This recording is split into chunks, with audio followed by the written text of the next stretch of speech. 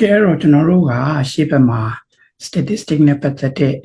ခြေခံသဘောတရားတွေပေါ့အဲ့ဒါတွေကိုအသေးစိတ်ရှင်းပြခဲ့ပြီးဖြစ်ပါတယ်ဒီနေ့မှာတော့ကျွန်တော်တို့ကဒီ hypothesis testing นี่စတော့မှာဖြစ်တဲ့အတွက်เนาะ statistical hypothesis ဆိုတာဘာလဲ hypothesis testing ဆိုတာဘာလဲပြီးတဲ့အခါမှာကျွန်တော်တို့ testing တွေလုပ်ကြတဲ့အခါမှာကြုံတွေ့ရတဲ့ errors တွေပေါ့ type 1 error နဲ့ type 2 error ဆိုတာဘာလဲဆိုတာကိုရှင်းမယ်ပြီးတော့မှကျွန်တော်တို့က test statistic တွေစပြီးတော့မှလုပ်မှာဖြစ်ပါတယ်အဲ့အတွက်ကြောင့်မို့လို့ကျွန်တော်တို့က statistical hypothesis ဆိုတာဘာလဲပေါ့ statistical hypothesis ဆိုတာက population parameter နဲ့ပတ်သက်တဲ့ကြိုတင်ယူဆချက်တစ်ခုဖြစ်ပါတယ်ကိုယူဆထားတဲ့ယူဆကမှန်ရင်လည်းမှန်မယ်မှန်ရင်မှလည်းမှန်မယ်ဒီမှာလည်းပဲကျွန်တော်တို့ population parameter လို့ပြောလိုက်တဲ့အတွက် population mean population median population variance population standard deviation အစရှိသဖြင့်ပေါ့ဒီလိုမျိုး population data ကိုခြေခံပြီးတော့မှတွက်ချက်ထားတဲ့တန်ဖိုးတစ်ခုတစ်ခုဆိုလိုတာဖြစ်ပါတယ်ဒီမှာတော့ဖြင့် hypothesis testing မှာတော့ဖြင့် population parameter ဒီကျွန်တော်တို့ population mean ကိုအဓိကကိုးစားပြုပါတယ်ဒီအတွက်ကြောင့်မလို့ကျွန်တော်တို့က population parameter နဲ့ပတ်သက်ပြီးတော့မှကိုယ်မှာယူဆထားတဲ့ယူဆချက်တစ်ခုရှိမယ်အဲ့ဒီယူဆချက်ဒီကြိုတင်ယူဆထားတာဖြစ်တဲ့အတွက်တကယ်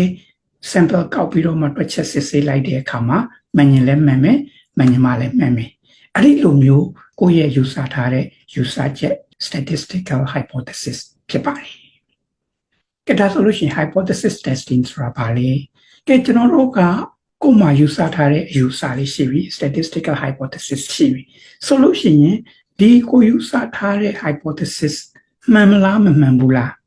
ဒီဟာကိုလက်ခံလို့ရမလားလက်ခံလို့မရဘူးလားဆိုတာကိုတက်တည်ထောက်ထားနေကျွန်တော်တို့ကစစ်ဆေးရတော့မယ်အဲ့လိုမျိုးစစ်ဆေးမယ်ဆိုလို့ရှိရင်ဒီ population တွေကနေပြီးတော့မှ sample data တွေကောက်ယူမယ်အဲ့ဒီ sample data ကိုခြေပြုတွက်ချက်ပြီးတော့မှကျွန်တော်တို့ population parameter ကိုတွားပြီးတော့မှကောက်ချက်ချပြောဆိုမယ်အဲ့လိုမျိုးပြောတဲ့အခါမှာကိုဆွဲလိုက်တဲ့ကောက်ချက်ဒီတကယ်ကိုလုံလောက်တဲ့အထောက်ထားခိုင်မာပါတယ်ဆိုတာကိုအဆုံးဖြတ်ပေးနိုင်တဲ့ statistical method ဖြစ်ပါတယ်အဲ့လိုမျိုး statistical method ကိုကျွန်တော်တို့ကဘာလို့ခေါ်လဲဆိုတော့ hypothesis testing လို့ခေါ်ပါတယ်ဥပမာအနေနဲ့ apple farm တစ်ခုမှာရှိနေတဲ့ apple တွေရဲ့ပြည့်မြားလေးချိန်က150 gram ရှိတယ်150 gram ရှိတယ်ဆိုတာဖြစ်တဲ့အတွက်ဒါဒီကျွန်တော်တို့ရဲ့ statistical hypothesis ဖြစ်ပါတယ်ဒီအဆိုကိုမှန်လားမမှန်ဘူးလားလက်ခံလို့ရလားလက်ခံလို့မရဘူးလားဆိုတာကိုဒါကိုကဒီနမူနာ data ကောက်ယူမယ်ဒီ apple farm ကိုသွားမယ်เนาะ apple တွေကိုနမူနာယူပြီးတော့မှသူ့ရဲ့အလေးချိန်လေးတွေကိုချိန်မယ်ပြီးတော့မှကိုက test လုပ်ပြီးစစ်ဆေးမယ်ဆိုရင်ဒါမျိုးစစ်ဆေးတာကြတော့ hypothesis testing ဖြစ်ပါတယ်အဲ့တော့ဒီမှာကျွန်တော်တို့ကကြည့်လိုက်တဲ့အခါမှာเนาะဒီ hypothesis testing မှာခြေခံအားဖြင့်2မျိုးရှိတာကိုတွေ့ရပါတယ် null hypothesis နဲ့ alternative hypothesis တို့ဖြစ်ပါတယ် null hypothesis ကို H0 တနည်းအားဖြင့် H0 ပေါ့အဲ့လိုမျိုးသုံးစွဲသလို alternative hypothesis ကို H1 ဒါမှမဟုတ်ရှင် H ဆိုပြီးတော့မှလည်းသုံးစွဲပါတယ်အဲ့ဒါဆိုလို့ရှိရင်ဟုတ်ပြီ null hypothesis ဆိုတာဘာလဲ null hypothesis ဆိုတာက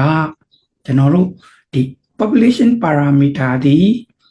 ကိုယူဆထားတဲ့တန်ဖိုးနဲ့တူတယ်ဆိုပြီးတော့မှတင်သွင်းထားတဲ့အဆိုဥပမာထားပါတော့ကျွန်တော်တို့ခုနဥပမာလေးကိုပြန်ကြည့်မယ်ဆိုရင်ဒီ apple farm မှာရှိတဲ့ apple တွေရဲ့ပြည့်မြားလေးချိန်ဒီ150ဖြစ်တယ်ဆိုတဲ့အဆိုလေးယူဆချက်လေးကိုယူဆခဲ့မယ်ဆိုရင်ဒါကို null hypothesis နဲ့ကိုကနားလည်ဖို့လိုတယ်ကဲဒါဆိုလို့ရှိရင် alternative hypothesis ကဘာလဲပေါ့ alternative hypothesis ဆိုတာကအမြဲတမ်း null hypothesis နဲ့ဆန့်ကျင်ဘက်ဖြစ်ပါတယ်အဲ့ဒီအတွက် population parameter ဒီ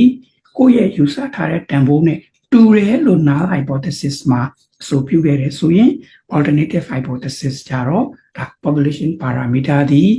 hypothesized value နဲ့မတူဘူးငယ်ရင်လည်းငယ်နိုင်တယ်ကြီးရင်လည်းကြီးနိုင်တယ်မတူဘူးလို့ယူဆမယ်ဆိုလို့ရှိရင်ဒါဒီ alternative hypothesis ဖြစ်ပါတယ်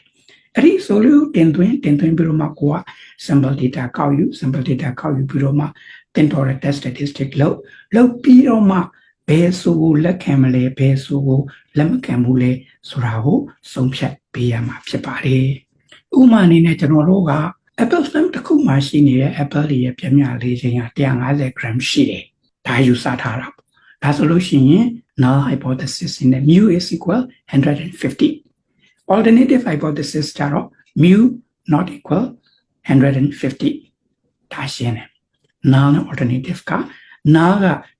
တူတယ်လို့ယူဆခဲ့တယ် alternative ကြတော့မတူဘူးလို့ယူဆခဲ့တယ်အဲ့ဒီမှာတစ်ခုရှိတာကမတူဘူးလို့ပဲပြောတာငယ်လည်းမတူဘူးကြီးလည်းမတူဘူးငယ်တယ်ကြီးတယ်ဆိုပြီးတော့မှတခြားခွဲခြားပြီးမပြောဘူးအဲ့ဒီအတွက် not equal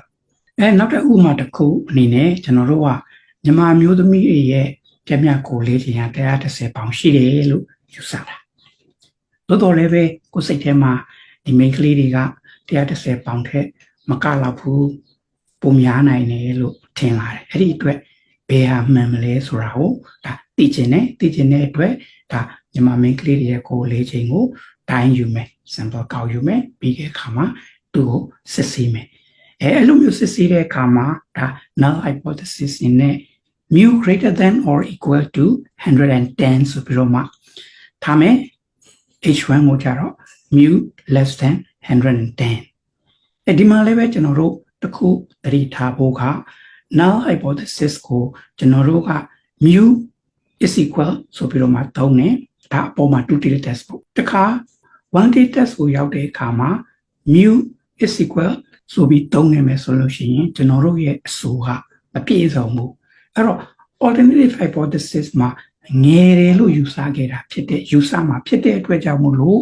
ကိုယ့်ရဲ့ပြည့်စုံတဲ့ null hypothesis ကိုဒါရေးမယ်ဆိုလို့ရှိရင် mu greater than or equal to ဆိုပြီးတော့မှသုံးပြရမှာဖြစ်ပါတယ်ဒါကြောင့်မို့လို့ဒီမှာမြန်မာ main ကလေးတွေရဲ့ကိုလေးချိန်က130ထက်ကြီးဒါမှမဟုတ်ရင်2ဒါက null hypothesis alternative ကြတော့ဒါမြန်မာ main ကလေးတွေရဲ့ကိုလေးချိန်ဒီ130ပေါင်ထက်ကြီးတယ်130ပေါင်ထက်ကြီးတယ်ဆိုရင်ဒါကျွန်တော်တို့က null hypothesis ကိုညင်းမယ်မကြီးဘူးဆိုရင် null hypothesis ကိုလက်ခံရမယ်တူငယ်လက်ခံရမယ်အဲ့ဒီသဘောတရားလေးဖြစ်ပါတယ်ဗျာ